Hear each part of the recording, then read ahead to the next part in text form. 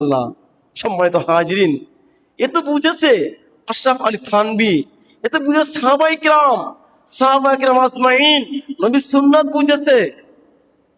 এই আমাদের আকাবেরে দেওবন্দ হাজী আশরাফ আলী থানভী রহমাতুল্লাহ আলাইহি, কাসিম নানুতুবি রহমাতুল্লাহ আলাইহি, হাজী ইমদাদুল্লাহ মুহাজির মক্কি রহমাতুল্লাহ আলাইহি, ইন্দা বুঝেছেন নবীজির সুন্নাত। আশরাফ আলী থানভী তো এমনি আশরাফ আলী হন নাই।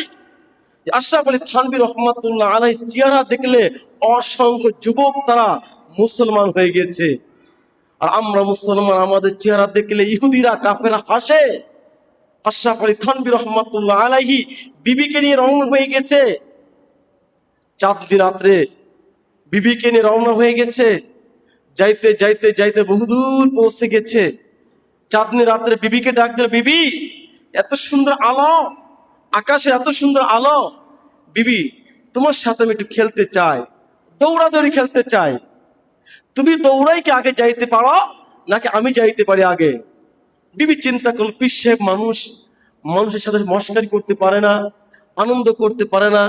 যেহেতু বিবিকে বলেছে তুমি রাজি হয়ে যায়, বিবি রাজি হয়ে গেল। ঠিক আছে, তোমার সাথে আমার দৌড়াদৌড়ি পাল্লা হবে।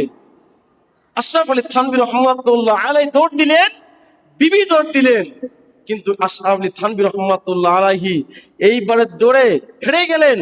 বিবি জিতে গেলেন, প্রথম স্থান নিয়ে নিলেন। আমার ভাইয়ের আমার, তখন আশরাফ আলী থানভী রহমাতুল্লাহ আলাইহি বললেন, তিলকা বিতিলকা। এইভাবে আবার কয়েকদিন পর ওই মাঠ দিয়ে আবার যাচ্ছে আশরাফ আলী থানভী রহমাতুল্লাহ আলাইহি।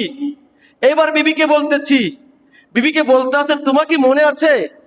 হ্যাঁ আমার মনে আছে, এই মাঠ দিয়ে আপনার সাথে আমি দৌড় প্রতিযোগিতা করেছিলাম, দৌড়ে আমি হারিয়ে দিয়েছি। আমি পাস হয়েছি, আপনি যেতেন না, আমি পাস হয়েছি, আপনাকে হারিয়ে দিয়েছি। তাহলে ঠিক আছে, আর একটা দৌড় হয়ে যাক। হ্যাঁ ঠিক আছে, আর একটা দৌড় হয়ে যাক। আশরাফ আলী থানভী রহমাতুল্লাহ আলাইহি দ্বিতীয়বারের জন্য বিবির সঙ্গে আবার দৌড় শুরু করলেন। আশরাফ আলী থানভী রহমাতুল্লাহ আলাইহি আগে চলে গেলেন, বিবি পিছে পড়ে গেলেন। এবার আশরাফ আলী থানভী রহমাতুল্লাহ বলতেছে, তিলকা বিতিলকা, আগেরটা পরেরটা দিয়ে শোধ দেওয়া হলো। আমার ভাইয়ের, আমার আশরাফ আলী থানভী রহমাতুল্লাহ আলাইহি কাঁদতেছিল, বিবি হাসতেছিল।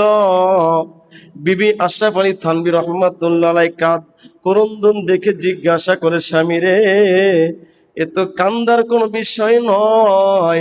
আশরাফ আলী থানভী রহমাতুল্লাহ আলাইহি বললেন, এ বিবি, আমার নবীর জীবনে এমন একটা ঘটনা ঘটেছে। আমার নবী মা আয়েশাকে নিয়ে কোথায় গেলেন, যাওয়ার পথে মা আয়েশাকে বলল, নবী আয়েশা রে একটা দৌড় দে, হ্যাঁ দৌড় হয়ে যাক। আয়েশা দৌড়ে আগে চলে গেল, নবী পিছে পড়ে গেল। এরপরে আবার অন্য আরেকটা দিন আবার একটা দৌড় দিল। দৌড় দেওয়ার সঙ্গে সঙ্গে নবীজি আগে চলে গেল, আয়েশা পিছে পড়ে গেল।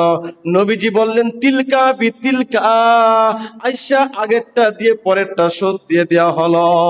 আয়েশা তুমি কি জানোনি প্রথমবার আমি কেন হেরে গিয়েছি? তোমাকে খুশি রাখার জন্য।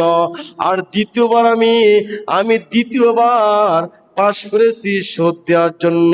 আশরাফ আলী থানভী রহমাতুল্লাহ আলাইহি বললেন, বিবি রে, এই মিলটা রাখার কারণে প্রথমবার তোমাকে আমি জিতাই দিয়েছি, আর দ্বিতীয়বার আমি জিতেছি নবীর সঙ্গে মিল রাখার জন্য। হয়তোবা নবীর সঙ্গে আমি মিল রেখেছি, হাসরে ময়দানে বড় বিপদে পড়ে যাব, এই একটা মিল রাখার কারণে আল্লাহ সুবহানাহু ওয়া তাআলা আমার নাজাতের কারণ করে দিতে পারে। সুবহানাল্লাহ। সম্মানিত হাজিরিন, এই জন্য আমাদের মাথা থেকে পা পর্যন্ত নবীর পোশাকদের রঙে রঙিন করতে হবে, নবীর সুন্নাত দিয়ে পরিপূর্ণ করতে হবে। তাছাড়া উপায় নাই, নাজাতের উপায় নাই। আল্লাহ সুবহানাহু ওয়া তাআলা আমাদের সবাইকে সুন্নাতগুলো সুন্দর করে পালন করার তৌফিক দান করুন।